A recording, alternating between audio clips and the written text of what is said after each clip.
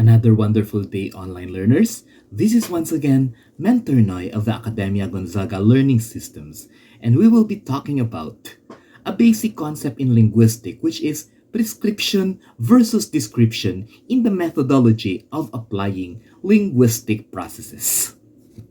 Well, let me first qualify these two terminology in the context of language science.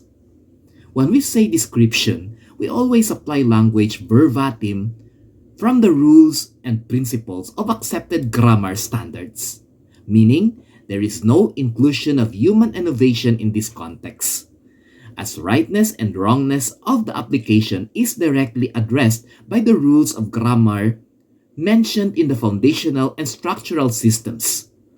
What we're trying to say is, the teacher cannot impose what he wants because everything in this method should come from the book or should come from the expert's ideation.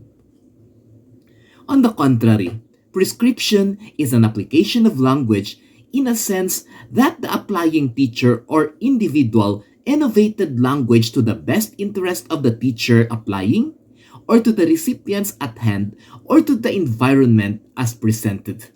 Oftentimes, these are valuable innovation so that learning will be more conceptual and understandable at a personal and practical level.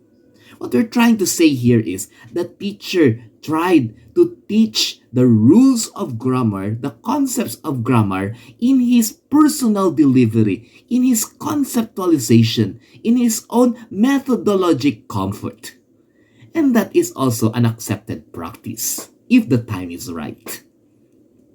Thus, if we will digest this ideation of description versus prescription, it will always boil down to the simplified fact that every professional in the field of teaching should start their teaching journey or experience with applying what they basically learn in their educational preparation.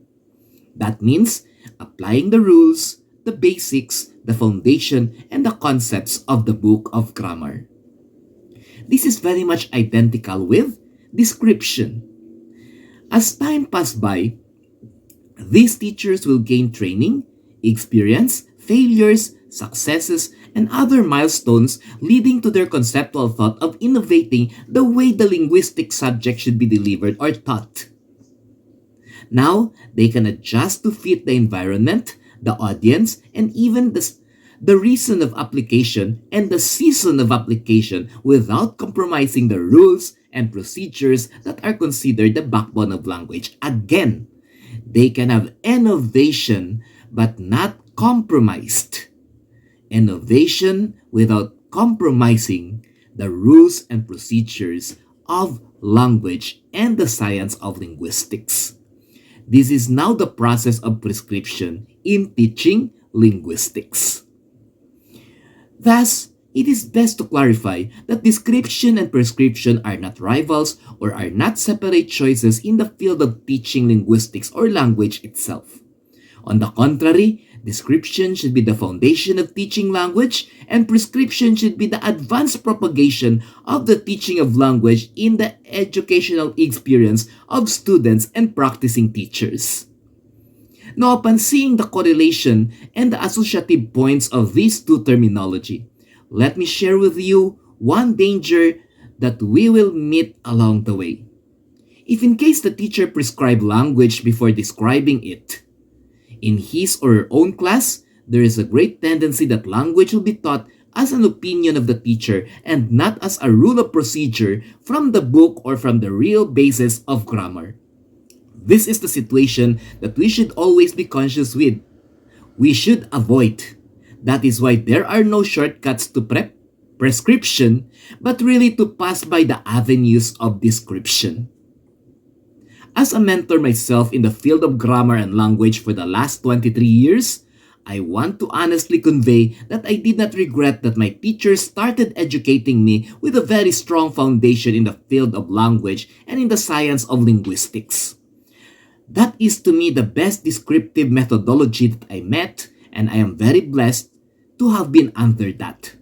When I already graduated and started to teach, I followed the same context and describe grammar and language to my students before teaching them to impose and be creative with their utilization of grammar and language, which is prescribing it in a way they may innovate but not compromise the boundaries of grammatical accuracy.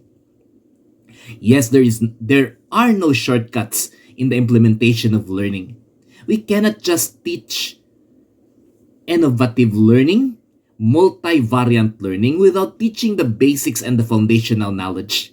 If that happens, it will create a shaky foundation to the students learning in such a class, and later on, we will produce professionals who are not afraid to break grammatical protocol in lieu of overachieving personalized innovative teaching systems. That often creates already a personal and non-professional, even at times incorrect structures in the teaching application.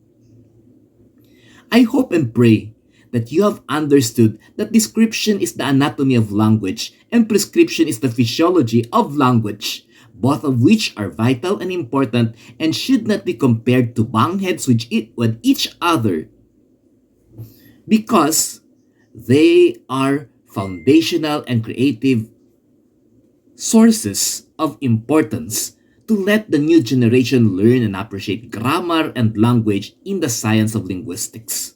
Again, they are not to be considered as oppositions, but they should work hand in hand, referring to description and prescription, so that language and linguistic teachers will become complete and multivariant, very talented and adjustable mentors. Thank you very much for listening to this online instructor's compass.